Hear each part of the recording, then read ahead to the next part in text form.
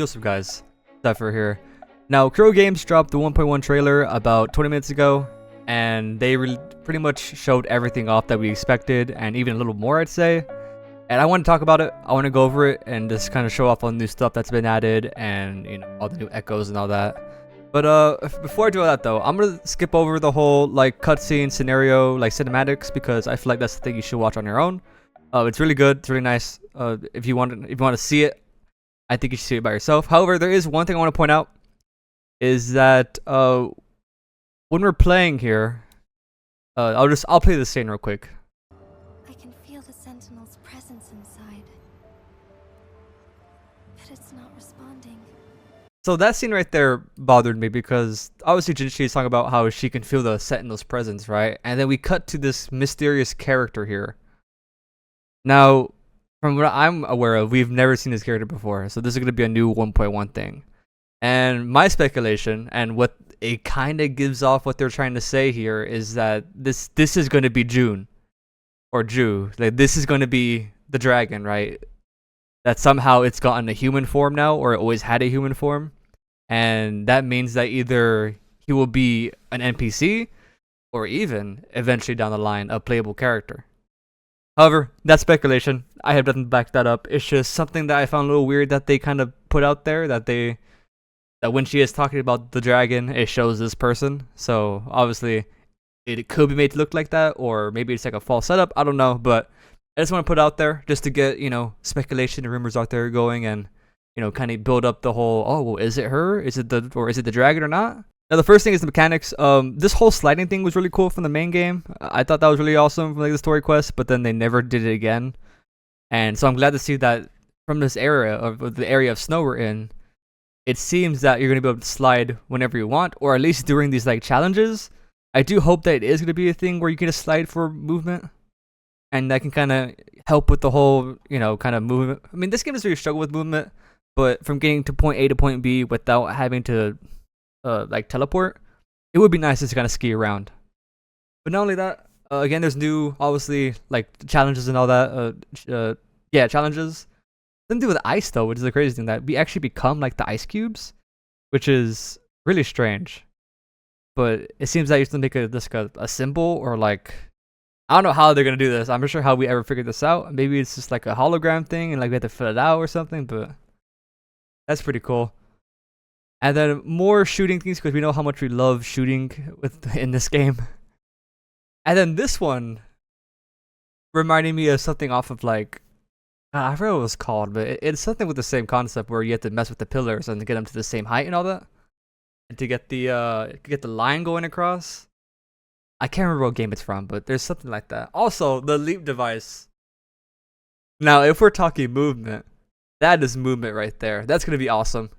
Being able to go 80 feet up in the air and then just kind of fall down or use your glider or whatever.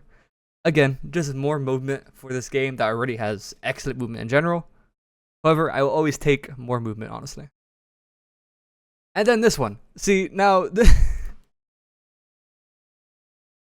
Now, if you watch the cinematic and all that, there seems to be a lot to do with time in this update, or at least things being frozen in time, which I guess could be a nod to the whole island, or the mountain being frozen and frozen in time.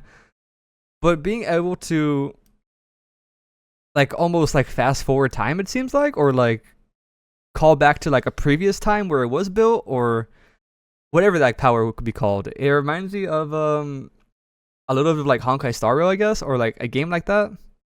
I forgot where exactly, but there was another game like that where you could also call upon stuff and it would just build out for you.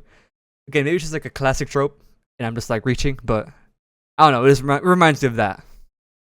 Anyways, but here we go. This is the main thing I want to talk about, honestly, is this little reveal right here. The fact that Sentinel Ju is going to be a Echo. And this pretty much confirms that this is going to be her best in slot, I'd say. Now, I honestly thought there was going to be a bonus character thing, kind of how Rover has it for Havoc with the Crownless. I thought there would be a bonus like that here. It doesn't seem like there is for Jinshi, but however, I still believe that this will be her best in slot. But if you are the type where you think, hey, you got a god roll on the Axie like 4-star Spectro. And if you think that that just has so much value, then I don't think there's anything wrong with you rocking it. However, if you don't have anything farmed right now, I say you wait for this one and get Ju. Only because, first of all, it's a dragon. And second of all, the actual Echo skill is actually really cool. I mean, as you can see, look at that. I mean, it's just absolutely messing stuff up there. And then they also show off other Echoes. Like, I actually like this one a lot. It's like you turn to a giant sword that turns into a parry and then it slashes down. Like, that is awesome. And again, as you can see, all of these though are pretty much Spectro based, right? Because I mean, this is the whole area dedicated to, I guess, Jew or something like that. So it makes sense that these all would be like his element. But yeah, that one's cool too. It's like a bear. Let me turn some sound on. Actually, hold on, give me a second. We're turning a little bit of sound on. You see, and it's also a movement ability, which I love. Echoes that have movement, like the Flaming Rider. And these guys are funny. They're just like they're sitting out like Monster Hunter. And then Lava Larva. It's just weird tentacle bird weird thing. So in total here, we're getting about 3 Spectro Echoes, 1 Glacio, 1 Pyro, and then these 2 I believe are physical. Let me see. Okay, no, we're getting 2 Glacio and then 1 physical with the funny bird. Now, obviously, these are gonna be the dedicated weapons for both Jinshi and Chang-Li. Again, if you want dedicated weapons and to really get the value out of your character, you're gonna want to get these. And thankfully, again, we're gonna go over this later on, but we are getting a free 10 pull on the weapon banner. So, bless your luck that you're able to pull it then, or hopefully, with those free wishes we're getting on banner 2, you could dedicate more money, or I'm sorry, more Astrite into the weapon banner. And then these are just the main quests, you know, main quest, story quest, and then more quests. And then thankfully we're getting the doors back.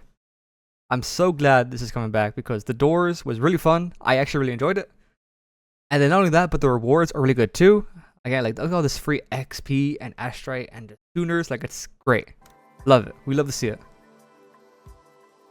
And then the crownless event is going to be truly something. I remember they showed us off on Twitter and people were like, oh no, I have to actually try against Crownless now.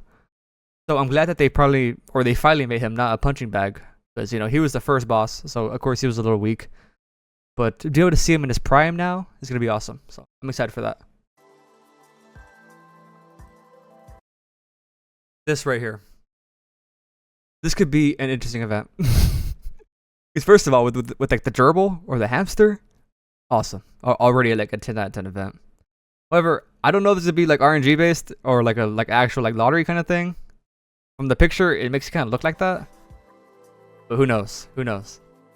And here we go. Of course, we have our 7-day login event. Now, at first, this kind of set me off like, I don't know how to explain. Like, I got a little worried for a second because I saw a lot of blue over yellow. And then somebody told me that, hey, you know, it's actually the same amount. They're both 5 and 5. Which, I mean, honestly, I could be fine with having all, like, dedicated banner, like, special wishes instead of the standard ones.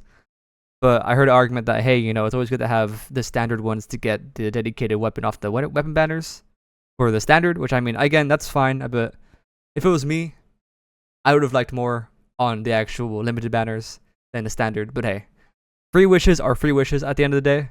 So you got to kind of take what you can get, I feel. And then again with this, another thing, we're getting our special check-in. Thankfully, we're starting out with the free wishes. However, it does seem that we won't get these wishes until about like 6 or 7 days, I feel like, right after the main area drops or the update drops. So you won't get these wishes right immediately when the actual maintenance goes up or goes down.